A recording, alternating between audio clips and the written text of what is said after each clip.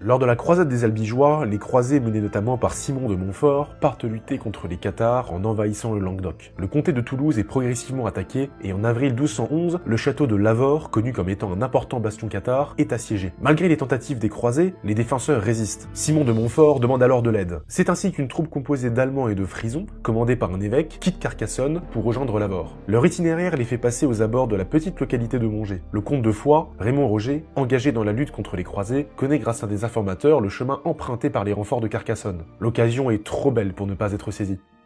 À première vue, les forces occitanes au nombre inconnu se lancent dans une entreprise suicidaire. En effet, la petite force armée commandée par Raymond Roger, son fils Roger Bernard et le chevalier Guiraud de Pépieux, n'est composée que de quelques chevaliers et de paysans.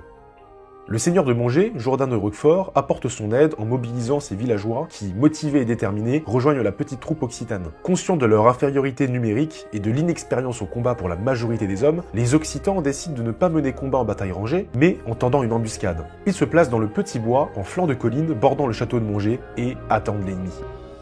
Allemands et Frisons, estimés entre 1500 et 6000, arrivent près de Mongé. Les croisés ne s'attendent à aucun moment à une attaque surprise. Arrivés au niveau du bois, l'embuscade est lancée. Grâce à l'effet de surprise, l'attaque tourne rapidement en faveur des Occitans. La quasi-totalité des croisés sont massacrés ou blessés. La défaite est catastrophique. Les cadavres sont dépouillés et le butin réparti entre les attaquants. Malgré des renforts qui n'arriveront jamais, Simon de Montfort parvient à capturer Lavore. En mai. En guise de représailles, il se rend à Mongé où il ravage le village et capture le château. Si la bataille de Mongé n'a pas été décisive en soi, elle signe la première victoire significative des Occitans sur les croisés lors de cette croisade albigeoise.